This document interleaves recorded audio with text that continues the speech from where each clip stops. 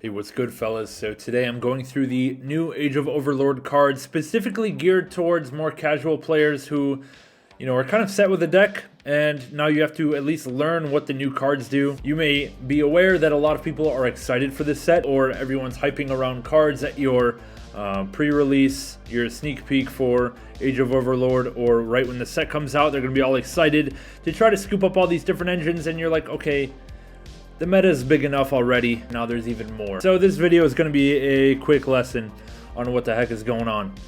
Why is Age of Overlord a big deal? What can you expect to be seeing and playing against at your locals coming up? And what do you do to stop it? Just a quick hitter on where to hand trap with your basic go-to hand traps and so forth. Okay? So, let's get started with probably the most important card of the set, right here up on the screen already, SP Little Knight. This is a Link 2 that basically replaces Nightmare Unicorn. If you guys are familiar with Nightmare Unicorn here, this is one where if you link into it, you can discard one to send or shuffle a card on the field back into the deck. Well, this is really cool because we used to have IP Masquerena that is able to link someone on your opponent's turn, and you usually go into this, okay? Now, instead of going into Nightmare Unicorn, we're going to go into SP Little Knight instead, which does something very similar. It banishes a card instead of shuffles it back into the deck, but it doesn't require a discard, okay? And it can do it twice in the same turn. So, it's like a huge upgrade to Unicorn. So what you're going to be seeing a lot more often coming up is people ending on my IP Masquerena on their end board. And I just want you to know that this is a much bigger threat than it used to be.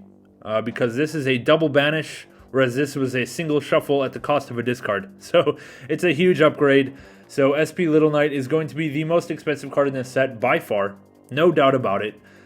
If you actually end up pulling one of these, make sure you hold on to it because it's going to be good forever. And it will really take your deck up to the next level if you are able to acquire one. So yeah, be ready for more IP Masquerena on your opponent's end boards and know what is coming.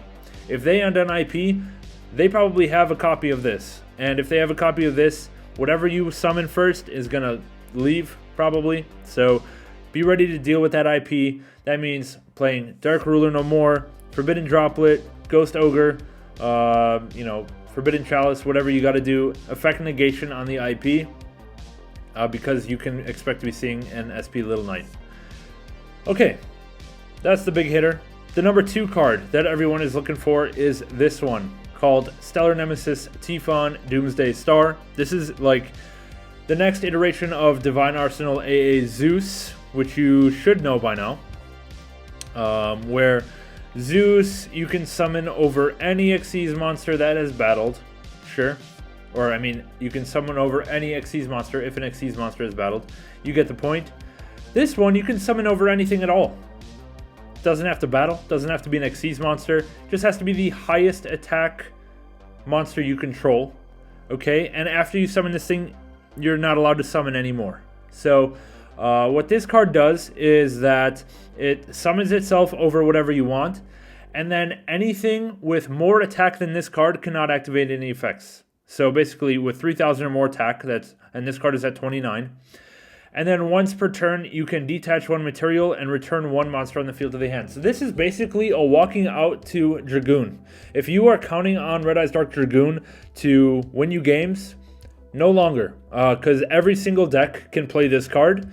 There's no limitations on what can go into this card, like what decks, and it will just out your Dragoon immediately. Because, as you read here, neither player can activate effects of monsters with 3,000 or more attack. Dragoon has 3,000 attack, and so when you detach to bounce the card, you can't negate it.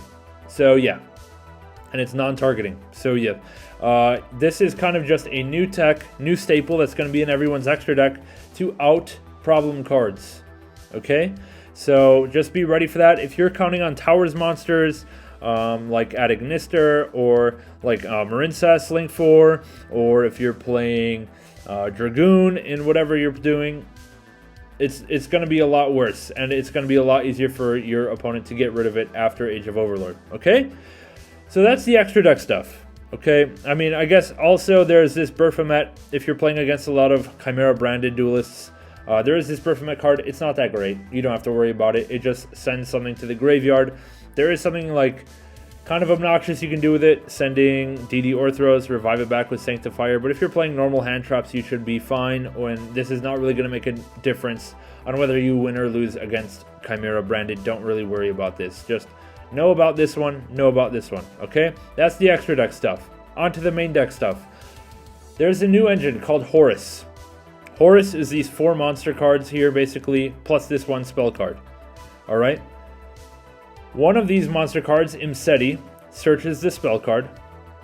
Okay, it discards itself and another card to search the spell card and draw 1.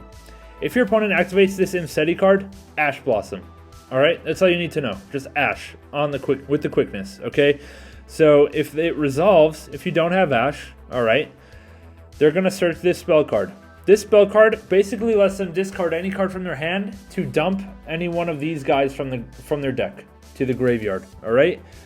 Then any of these guys can summon themselves from the graveyard if you control the spell card, all right? So basically what this lets you do is discard 1 to special summon a level 8, and you can do that 4 times per turn, okay? Discard 1, special this guy, discard 1, special this guy, discard 1, special this guy, and your opponent's just going to get a whole bunch of level 8 monsters on board. What does that mean? What are they going for? Well, there's a few options here. One, they could be going for this guy, Coach King Giant Trainer, which is basically draw 3. They could go for this guy, Zombie Vampire, which is basically mill 4 from their deck and from your deck.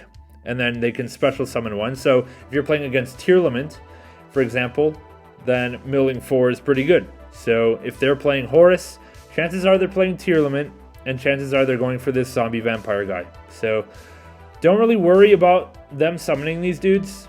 They're probably going to overlay them anyway. Just deal with the Xyz monster, okay? So they could go for Giant Trainer, they could go for Zombie Vampire, or they can just go for a 2 material guy for a negate. Either number 38, which is a spell and trap negate, or number 90, which is a monster effect negate, okay? So it's just a big engine to summon rank 8s.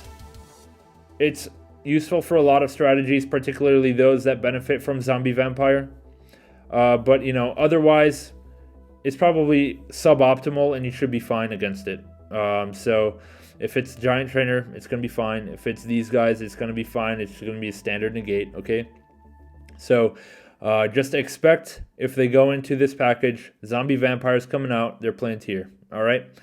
That's one engine in the main deck that we can see some differences in. Now there's another engine called Diab Belstar, okay? Maybe you've heard a little bit about this one. Basically, the engine is 3 of this card, which is a searcher that searches this monster. They play 1 of this monster. This monster can just summon itself. Then, when this monster is summoned, they can set 1 of 2 cards. Well, there's more options, but these are the good ones. Either this one, which can search a level 1, or special summon a level 1 fire monster from hand or deck. And what your opponent is probably playing is Rescue Ace here. Whoops. They're probably playing Rescue Ace and trying to summon Hydrant, which is a level 1 fire monster. Or they're playing some kind of Synchro thing or Tearlament, and they're going for Jet Synchron. These are the 2 main targets for this Diab Belstar person, okay? So they're going to search, they're going to activate this spell card, search the monster, monster is going to set this spell card is going to summon 1 of these. So it's all just like consistency. Okay, it's all just a means to an end, and the end is getting to 1 of these dudes. Alright? So just negate 1 of these dudes. Alright? Let them go through all their Diab Belstar stuff, and then negate whatever they bring out. Negate the Hydrant, or just deal with the Jet Synchron. Okay? The other option, if they're not doing the whole level 1 fire thing, is setting this trap. And this trap basically says, send... Okay, so let's rewind. They activate spell card, search the monster. The monster sets the trap. The trap can send the monster to negate a effect on the field. Spell, trap, or monster effect on the field, okay? So if you can clear this monster, their trap is dead. This is not a really great engine I mean, it's like very versatile, but it's not game breaking. All right, so it's just a negate. If they set the trap, it's a negate. If they set the spell, it's a monster summon.